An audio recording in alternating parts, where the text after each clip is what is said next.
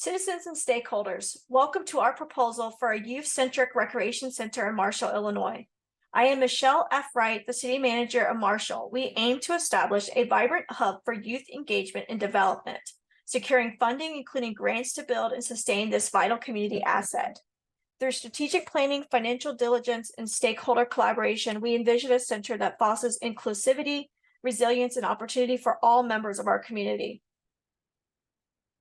The City of Marshall Recreation Center is dedicated to fostering the holistic development of youth in our community by providing a safe, inclusive, and enriching environment for social, physical, and educational growth.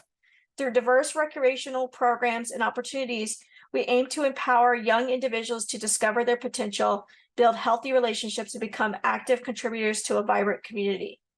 The strategic plan includes 6 goals. These involve program diversity and accessibility. We want to make the program available to every person, regardless of their interests and abilities. We want to involve community engagement and partnership through fostering strong partnership with local schools, youth organizations, businesses, and government agencies to maximize our resources, collaborate on programming, and promote community involvement. We also plan to continuously improve and maintain the recreation center's facilities to provide a safe, welcoming, and functioning environment for all participants. We also want to implement programs and initiatives that promote the holistic development of youth, focusing on leadership skills, teamwork, resilience, and personal growth. We also want to develop a sustainable financial model that balances revenue generation, grant funding, and community support to ensure the long-term viability and financial stability of the recreation center. We're also going to actively promote the recreation center's programs and services through marketing campaigns, social media, community events, and outreach efforts. We plan to regularly assess the effectiveness of the programs and services offered by the recreation center through participant feedback, performance metrics, and community surveys. There are short-term and long-term costs associated with the construction of the recreation center. Short-term costs include construction costs, equipment and furnishings, architectural and engineering fees, legal and permitting fees, marketing and promotion. Long-term costs include maintenance and operation, program development, and technology and upgrades. Our city could utilize some revenue sources for the building and operation of the recreation center. These revenue sources include grants and government funding, tax revenues, donations and fundraising. The recreation center could also generate revenue using the following strategies: user fees and membership dues, rental and event revenue, concessions and merchandise sales, and partnership opportunities. Our city could pursue various types of grants to support the construction and operation of the recreation center. We could utilize a community development block grant, such as one through the U.S. Department of Housing and Urban Development. We could utilize state-level recreation grants, such as those through the Illinois Department of Natural Resources, which offers a grant on the open space land acquisition and development. We can also obtain federal grants as well to support the recreation center, such as through the Department of Health and Human Services. Foundation grants could also be possible as well through private foundations that offer funding for community development projects. We could also incorporate corporate grants and sponsorships to also help sponsor the construction of the recreation center. Our city could pursue these grants through various mechanisms, such as utilizing online resources, such as grant databases, government websites, and grant search tools to identify relevant grant opportunities. We plan to review the eligibility criteria in detail, application guidelines, deadlines, and requirements for each grant opportunity to determine which one best aligns with our recreation center project. And we can also engage with community stakeholders, local organizations, schools, and government agencies to strengthen the grant proposal and demonstrate community support for the project. Outcome-based budgeting focuses on allocating resources based on the desired outcomes or results of a project or program. In the case of building a recreation center, Justification for this project can be based on the anticipated outcomes that align with the community's needs and priorities. Here's how the building of the recreation center could be justified using outcome-based budgeting. The recreation center is expected to produce positive outcomes related to youth development and well-being. The recreation center is expected to promote community engagement and cohesion by providing a central hub for residents to come together, participate in shared activities, and build relationships. Investing in youth programs and recreational facilities can contribute to crime reduction and public safety by providing constructive outlets for young people. The recreation center can support educational outcomes by offering enrichment programs, tutoring services, and educational workshops that complement formal schooling. The presence of the recreation center can stimulate economic development in the community by attracting visitors, generating revenue through facility rentals and events, and enhancing property values in the surrounding area. And ultimately, the recreation center can promote health and wellness outcomes by providing access to fitness facilities, wellness programs, and recreational opportunities that encourage physical activity and healthy lifestyle choices. To obtain state government support for the construction of the recreation center, we're going to employ various strategies and provide evidence to demonstrate the project's values in alignment with the state priorities. There are various strategies that we could pursue for obtaining state government support. We can identify state priorities through tailoring the proposal of the recreation center to align with those priorities. We could build relationships with local legislators, policymakers, and government officials to advocate for the state's support for the recreation center. We can provide evidence-based data and research to support the need for the recreation center and its potential impact on the community. We will show evidence of strong community support, such as the letters of support and petitions everybody put together for the recreation center, as well as testimony from youths in our area. We'll also emphasize the economic benefits of the recreation center, such as job creation, increased tourism, and spending. We'll also highlight partnerships and collaboration with other stakeholders, such as neighboring communities, schools, nonprofit organizations, and private sector entities. We're ultimately going to develop a comprehensive proposal for the recreation center that outlines the project's goals, objectives, budget, timeline, and expected outcomes. We're going to clearly articulate the need for the state funding and how it will complement local resources to realize the vision for the recreation center. A performance budgeting approach can be highly beneficial for promoting effectiveness and efficiency in the management of the new youth center. First things first, the youth center should establish clear objectives related to its mission and goals, such as increasing youth participation, improving academic outcomes, and promoting community engagement. Instead of allocating resources based solely on historical spending patterns or inputs, a performance budgeting approach involves aligning resources with performance priorities. Funding should be directed towards programs, activities, and initiatives that have been proven to deliver desired outcomes and contribute most effectively to the youth center's mission.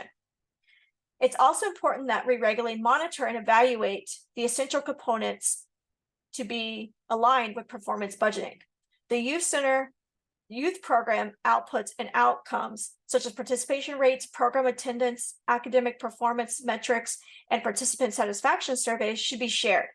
This data should be used as well to assess the program effectiveness, identify areas for improvement, and make informed decisions about resource allocation.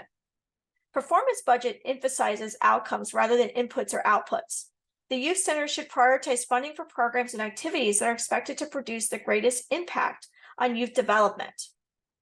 A performance budgeting approach allows for flexibility and adaptability in resource allocation. If certain programs or activities are not delivering desired outcomes, resources will be allocated or reallocated to more effective initiatives. And finally, performance budgeting promotes transparency and accountability in budgeting. The youth center, we will openly communicate with stakeholders about the recreation center's performance, budget priorities, and evaluation results. A special purpose budget for funding the Youth Recreation Center would be designed to allocate resources specifically for the operation, programs, and maintenance of the center. We can have revenue sources, which would involve grants, membership and fees, donations, fundraising, and sponsorship. We will have expenditures as well. We'll outline these in the special purpose budget as well, like the revenue sources. These expenditures involve personnel, facility maintenance, program development, utilities, marketing and outreach, and administrative costs. The special purpose budget details the process for allocating funds to specific programs, activities, and expenses within the Youth Recreation Center. This involves prioritizing funding based on our center's mission, goals, and strategic priorities.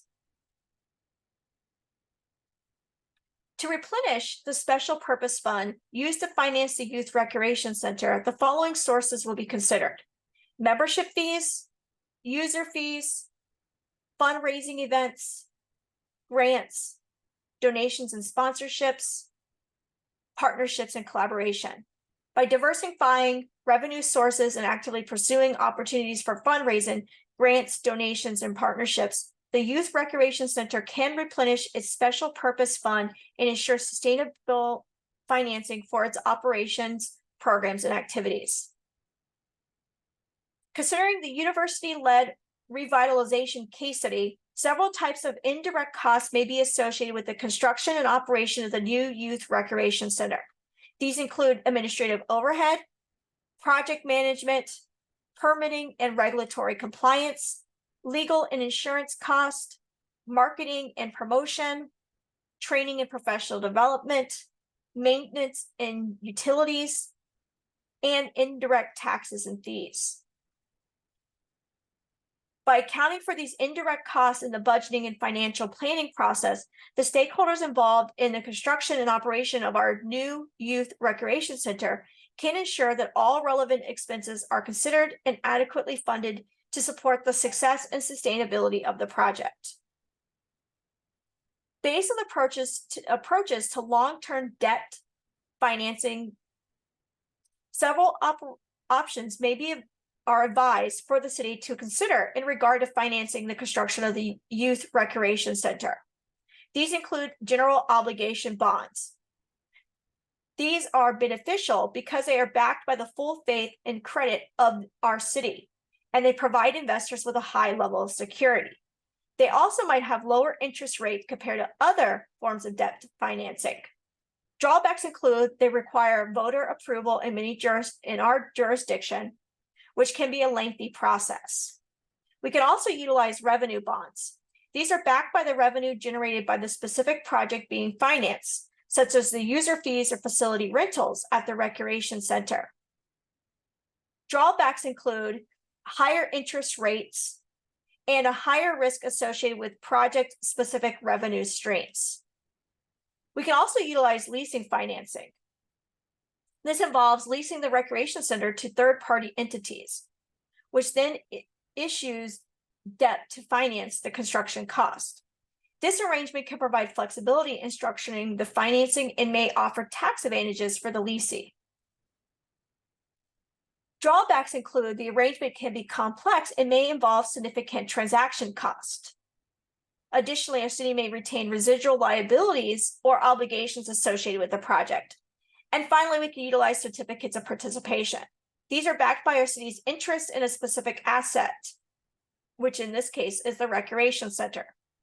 These offer investors a share of ownership in the underlying asset. Drawbacks include that may be subject to legal challenges regarding our city's authority to issue debt without voter approval. Each of these long-term debt financing approaches has its own merits and drawbacks, and the city should carefully evaluate its options based on factors such as cost, risk, legal requirements, and financial flexibility. Ultimately, the choice of financing mechanism should be aligned with the city's financial goals, capacity, and long-term strategic objectives. Large-scale community capital investments such as a youth center ideally should have clear benefits for all elements of the community's population. However, whether or not they do depends on various factors, including the specific designs, programming, and accessibility to facility. Let's consider how characteristics of capital investments may influence whether they have clear benefits for all elements of the community's population. First thing to consider is public versus community goods. Public goods are non-excludable and and meaning they benefit the entire community and do not diminish in value as more people use them. In contrast, private goods such as membership or exclusive clubs or amenities may exclude certain segments of the population based on their ability to pay. A youth center is a public good, and this should be ideally accessible to all members of the community. Externalities. Capital investments may generate positive externalities, such as increased property values and improved community well-being. The youth center, for example, if it's located in a wealthy neighborhood and primarily serves affluent families, it may inadvertently exclude low-income families and worsen socioeconomic disparities. The scale and scope of capital investments can influence their impact on different segments of the population. Large-scale projects, such as our community center, have the potential to benefit a wider range of community members compared to smaller niche facilities. Conducting a cost-benefit analysis can help assess the potential impact of capital investments on different segments of the population. Investments that provide tangible benefits for all segments of the community, such as improved access to recreational opportunities, educational resources, and social support networks, are more likely to be considered equitable and sustainable in the long run. For a recreation center, some examples of supplies that can be purchased on a just-in-time basis include sports equipment, arts and craft materials, refreshments and concessions, and cleaning supplies.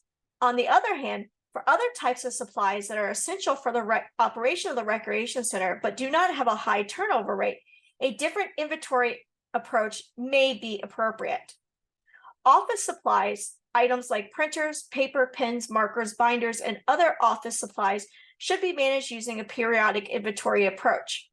Regular checks can be conducted to assess inventory levels. Spare parts, tools, and equipment for maintenance and repairs should be managed using a reorder point inventory system. Reorder points can be established based on historical usage pattern and lead times to ensure that essential supplies are available when needed.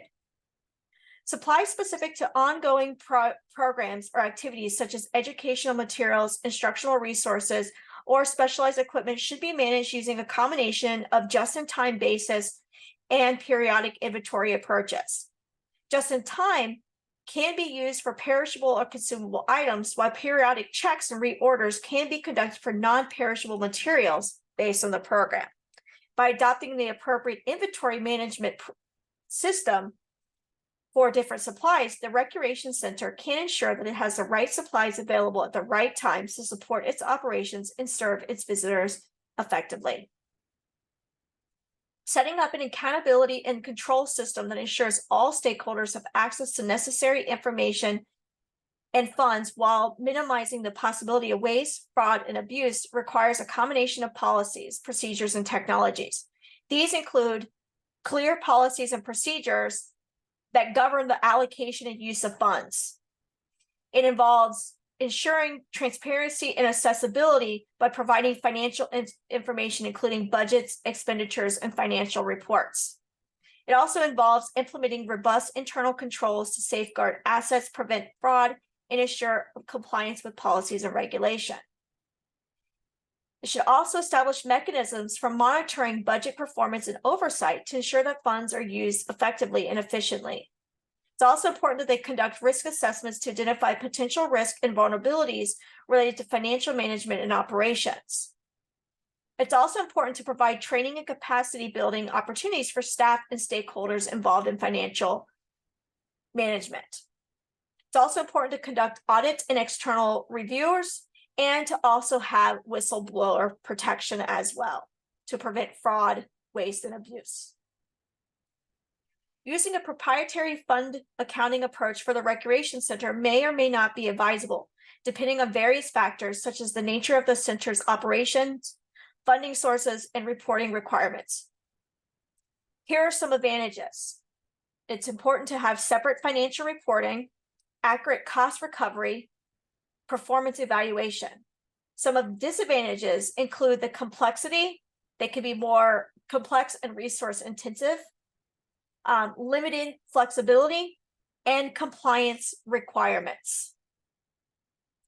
Ultimately, the decision to use proprietary fund accounting for the recreation center should be based on an assessment of its unique characteristics, funding sources, and reporting needs. If the center operates revenue generating activities and requires detailed financial reporting for performance evaluation and cost recovery purposes, proprietary fund accounting may be appropriate. From the central issues in financial condition analysis, 3 key considerations that would be most important for the recreation center leadership to take into account are revenue stability and diversity, expenditure flexibility and control, and financial reserves and contingency planning.